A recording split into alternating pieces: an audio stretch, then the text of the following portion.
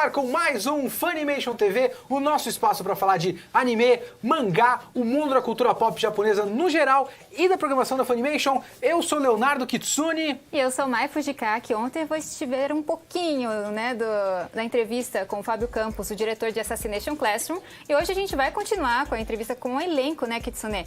Especialmente com o protagonista, né? Que é o Spencer Tots. Isso. Hoje a gente vai ver a parte 2 de 3 da entrevista com o pessoal do Assassination Classroom. Hoje tem bastante do Spencer, não tem mais do Fábio Campos. Professor Koro. E um pouquinho também da Marina Santana, que é o Nagisa, que é uma dubladora para o Nagisa. Eu não sabia que era uma menina. A gente vai falar, Nagisa? Exatamente, a gente vai falar um pouco mais disso aí na entrevista depois. Mas enfim, por enquanto vocês ficam com essa parte aqui da entrevista. A gente volta daqui a pouco e tem muito mais coisa pra gente mostrar sobre dublagem aqui na Funimation TV e a gente já volta. Então vamos lá. Gente, vocês estão muito bem, eu tô impressionada, como eu falei. Depois que eu mudei pra dublagem de Assassination, deu um outro tom. Tipo, a obra do Assassination já é maravilhosa, mas dublada por vocês está divina, assim.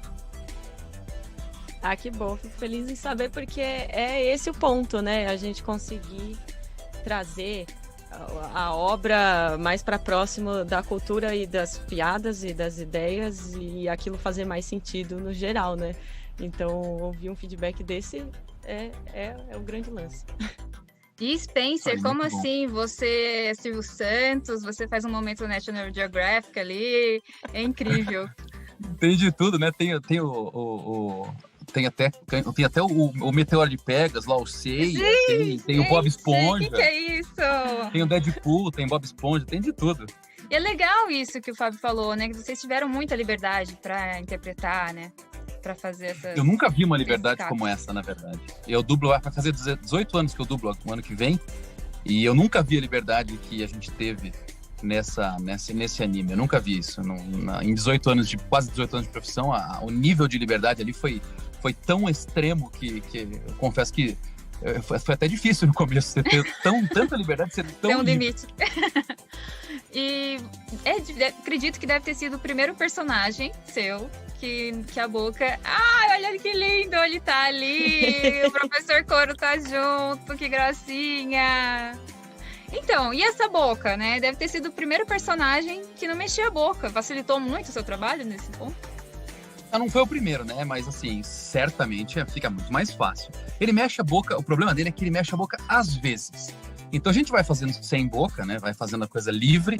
E às vezes ele vai lá e dá uma batidinha assim, aí tem que respeitar, não tem jeito. E às vezes ele aparece na forma humana, né? Uma ou duas vezes, e também tem que respeitar. Mas no geral é muito mais fácil, Flávio. Você pode dar muito mais esforço na interpretação do que na sincronização. É que nem dirigir um carro manual e um carro automático. Você não precisa pensar na embreagem, é mais fácil, né? E você já conhecia o professor Koro? Já conhecia Assassination Classroom? Eu não conhecia, eu não sou um grande consumidor de anime. Na verdade, eu não assisto televisão. Eu quase nunca assisto televisão, não assisto nada do que eu faço. E é uma coisa pessoal, é como assim, eu falo assim, o médico que trabalha o dia todo na frente dos pacientes, quando chega em casa, ele não quer cuidar de alguém em casa, né? Então a mesma coisa acontece, pelo menos comigo. Passo, 8 horas por dia trabalhando na frente da TV, fazendo as mídias. Quando chego em casa, não quero fazer isso. Então, não sou um grande consumidor de mídia. E não conhecia Assassination Classroom. Talvez se eu conhecesse, eu tivesse um pouco mais de receio de fazer algumas piadas. Porque quando eu cheguei para fazer o trabalho, o Fábio me contou a história. Eu falei, nossa, mas que coisa mais perdida, sem pé nem cabeça. Qual é a lógica dele morrer no final? Sem noção nenhuma. Qual é a lógica do objetivo ser matar o cara? Mas aí eu fui entendendo, porque na verdade o Nagisa é o grande... ele que explica tudo, né, na história. Então eu fui fazendo a coisa sem entender como que isso ia ser explicado. E aí assistindo, assim que a coisa ficou pronta, assim que eu descobri o quanto o Assassination Classroom era importante, o quanto o Koro era relevante no mundo de anime, eu falei, quer saber, agora eu vou assistir, né?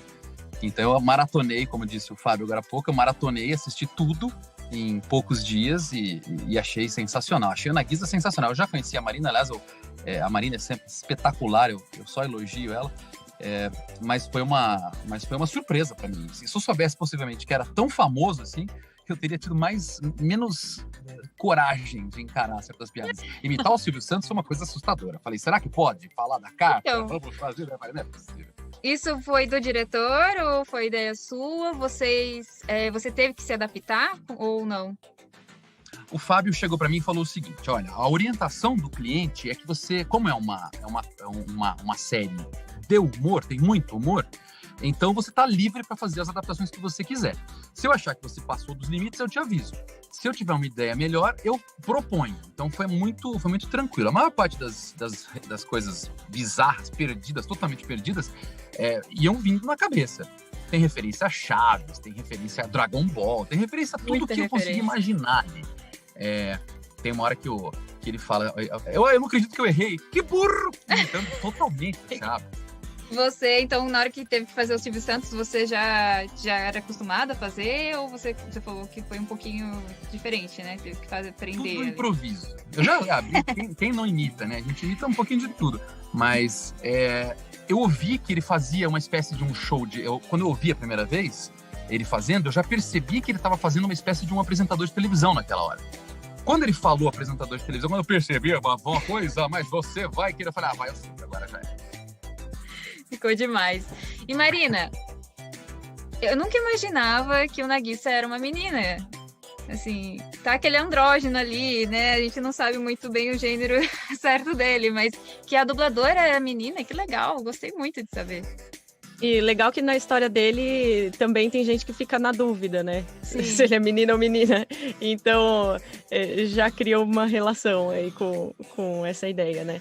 E como eu estava te contando antes, em relação ao teste que eu tinha feito no primeiro dia de gravação, o Fábio pediu um ajuste de voz. Falou, eu quero um pouquinho mais velho.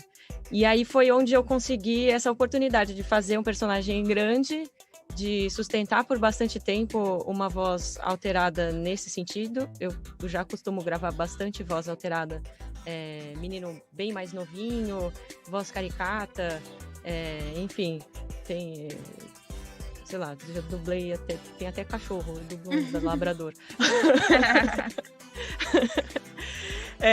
Então, foi essa oportunidade de fazer essa voz específica num trabalho grande. Porque às vezes também são vozes diferentes em personagens pequenos, e aí você não encontra a grande dificuldade, que é fazer aquilo num texto muito grande ou por horas de gravação, muitas horas de gravação.